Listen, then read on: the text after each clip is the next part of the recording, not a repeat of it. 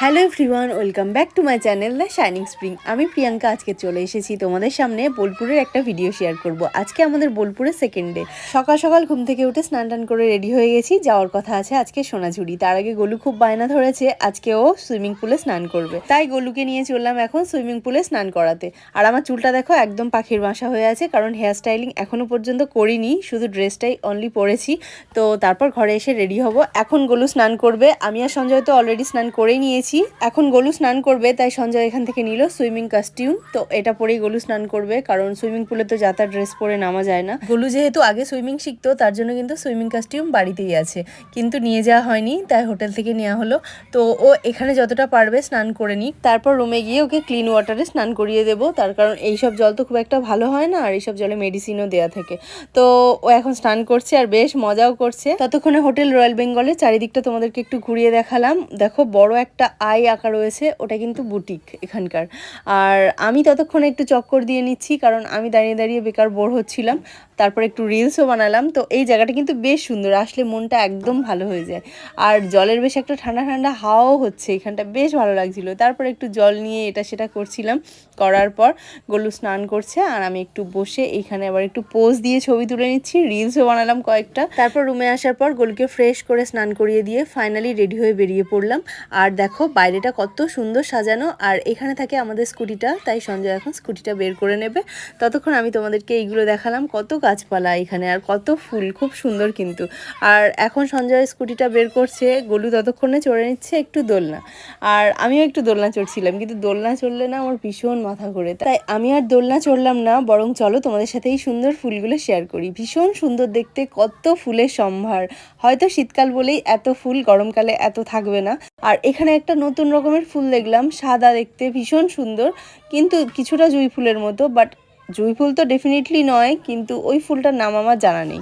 এই যে দেখো এই ফুলটা কত সুন্দর দেখতে না, ভীষণ ভালো লাগছিল, একদম ভরে ভরে আছে গাছে। আর যত ফুল আছে এখানে মোটামুটি সবই চেনা, কতগুলো ঝাউ গাছ আছে, বাগান বিলাস, তারপর হচ্ছে গাঁদা ফুল, কার্নেশন, চন্দ্রমল্লিকা, এটসেট্রা এটসেট্রা, এগুলো তো সবাই চেনে, কিন্তু যেটা চিনি না সেটা হলো ওই সাদা ফুলটা। তোমরা যদি কেউ জেনে থাকো আমাকে বলো। আর এখন চলে আসলাম আমাদের গন্তব্যে, আমরা চলে আসলাম সোনাঝুরির হাটে। এখানেই আমাদের আসার কথা ছিল আজকে, কিন্তু এসেই প্রথমে ডিসঅ্যাপয়েন্ট হলাম। তার কারণ সোনাঝুরির হাট আজকে পুরো বন্ধ। এখন নতুন নিয়ম হয়েছে, বুধবার করে নাকি সোনাঝুরির হাট বন্ধ থাকে, কিন্তু এরকম ফাঁকা, নিস্তব্ধ, নির্জন সোনাঝুরির হাট বিশ্বাস করো আমি আগে কখনো দেখিনি। তাই মনটা আজকে ভীষণই উদাস লাগছিল, কিন্তু কি করব, কিছুই করার নেই। মনকে সান্ত্বনা দিলাম, আবার পরের দিন আসবো। বাট এখানে অনলি একটাই দোকান বসেছিল, তো চলো তোমাদেরকে দোকানটা ঘুরিয়ে দেখায়। এখান থেকে বেশ কিছু জিনিস আমরা কিনেও নিয়েছি, কারণ হ্যান্ডমেড জিনিসের ওপর বরাবরই আমার ভীষণ অ্যাট্রাকশন। তো আমার খুব ভালো লাগে এগুলো। আর বেড়াতে এসে যদি আমরা এগুলো না পারচেস করি, তাহলে ওদের কিভাবে চলবে, কারণ ওদের রুজি রুটিই তো এটা।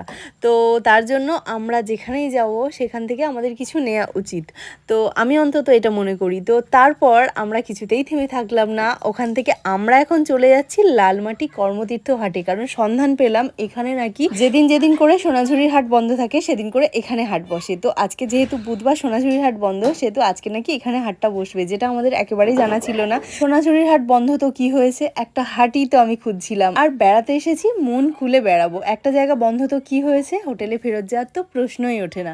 আর এখানে এসে লালমাটির হাট দেখে আমার মনটা একেবারে খুশিতে ভরে গেছে, কারণ আমার সব থেকে বেশি আকাঙ্ক্ষিত যে জিনিসটা, সেটা আমি এখানে এসে পেয়ে গেছি। মাদলের তাল, ঘুঙুরের আওয়াজ, ঝুমুর গান আমাকে তো পুরো পাগল করে দেয়, আমি আগেও বলেছি। তো এটা আওয়াজটা কানে ঢোকার সাথে সাথেই আমার মনটা একদম চেঞ্জ। তো চলো, আমি তো নাচার অপেক্ষায় আছি, আমি কখন নাচ করব, আমি শুধু নাচ করব বলে একদম উৎসুক হয়ে আছি। তো এখানে একটু জিনিসপত্র হালকা ফুলকা কেনাকাটা করে নিলাম, আর বাকিটা তো কেনাকাটা রয়েইছে, আগে নাচ তারপর। তো এখানে এসে দেখলাম একটা নাচ চলছে অলরেডি, তারপর আমি শুরু করে দিয়েছি একদম পুরোদমে।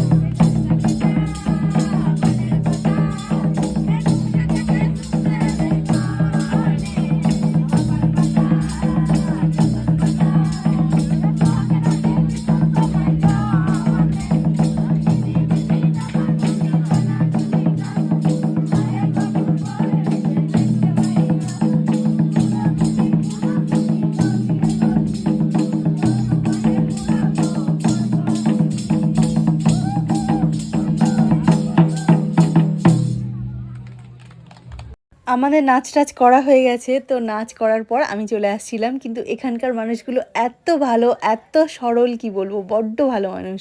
তো সবাই আমাকে ডাকলো যে দিদি তুমি আমাদের সঙ্গে ফটো তুলবে না এতগুলো নাচ করলে। তো তারপর আমি গেলাম ফটো তুলতে। ভীষণ ভালো বলছিল যে আবার কিন্তু আসবে, আবার এসে নাচ। আর আমার মাথায় দেখো ঘটিটা উঠিয়ে দিয়েছে, তো আমার খুব ভালো লাগছিল এই জিনিসটা। নিশ্চয়ই আসবো, এরকম এত সুন্দর একটা জায়গায় না এসে কি পারা যায়।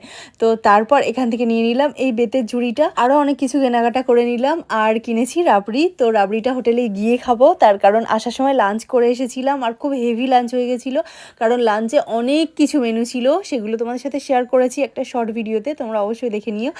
আর তার জন্য পেটে একটুও জায়গা নেই, সেজন্য এখন খেলাম না, হোটেলে নিয়ে যাব। আর আমরা এখন এসেছি বৌদ্ধ মার্গ দর্শন করতে। তো এখান থেকে দর্শন করা হয়ে গেলে আমরা চলে আসলাম একটা মোস্ট ওয়ান্টেড পছন্দের জায়গা আমার। দেখতেই পাচ্ছ এটা একটা চপের দোকান, কিন্তু এই দোকানটা কিন্তু অনেক বিখ্যাত, কারণ এখানে বাংলা সিনেমা পোস্ত শুটিং হয়েছিল, আরও এছাড়াও বিভিন্ন রকম শর্ট ফিল্মও হয়েছে এখানে।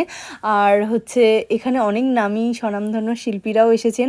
সৌমিত্র চট্টোপাধ্যায় নিজে এসেছিলেন, উনি এখানে বসে চাও খেয়েছেন, সিনেমাতেও আছে, তোমরা অবশ্যই পারলে দেখো। আমি যখন এখানে প্রথমবার আসি তখন এনাদের মুখ থেকেই শুনে আমি পোস্ত দেখেছিলাম।